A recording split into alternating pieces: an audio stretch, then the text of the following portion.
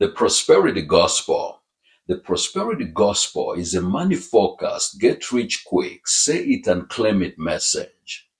This teaching has its origins from the United States, and it is rooted in the accumulation of wealth and happiness as a measure of success with God. It leaves out suffering, delay, humility, and brokenness in the believer's walk with God.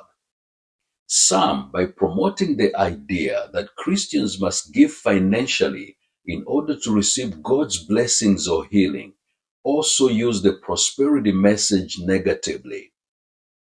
The prosperity message fails to recognize that the value of our lives does not consist in the things we possess.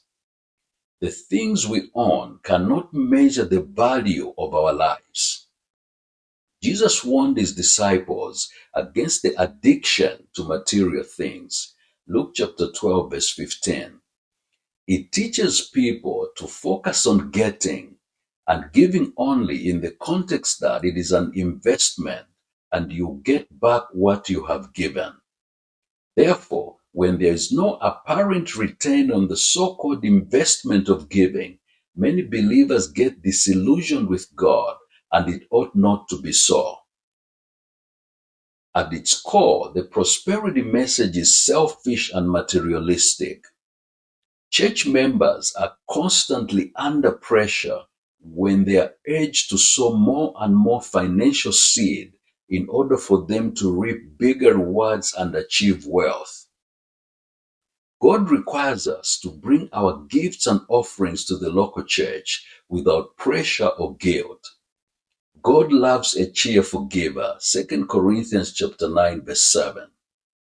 He also encourages us to give helps to the poor and needy, Matthew chapter 25, verses 40 to 45.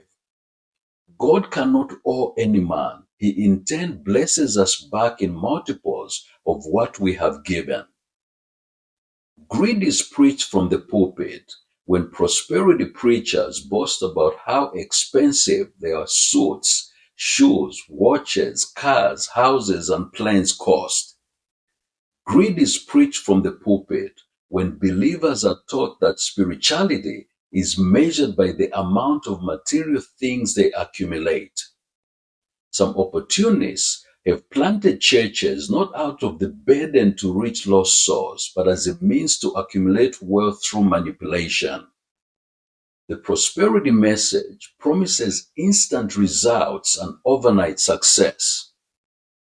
If the followers didn't get a breakthrough, it is because their financial seed was not big enough.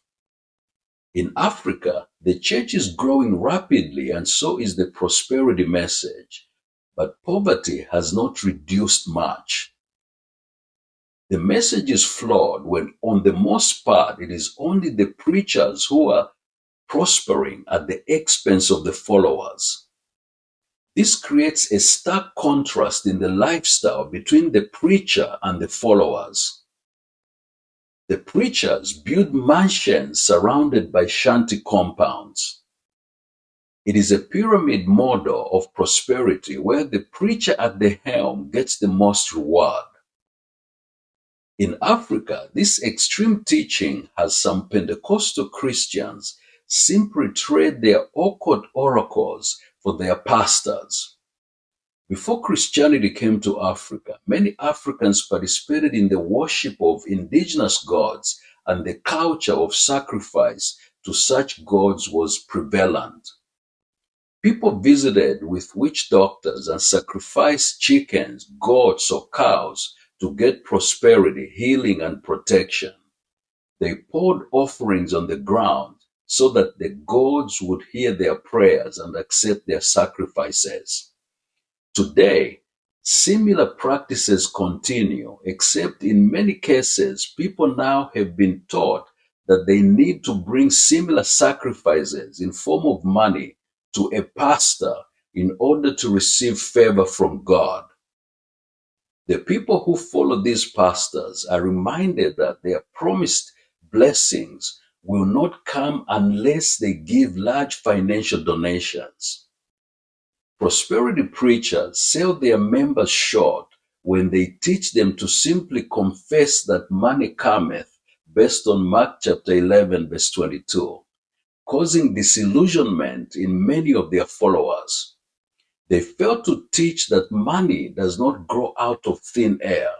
It comes from working with our hands and using our God-given talents and innovation to produce goods and services for trade.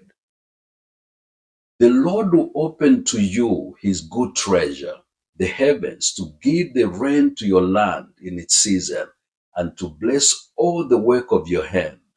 You shall lend to many nations, but you shall not borrow. Deuteronomy chapter 28, verse 12. Be blessed.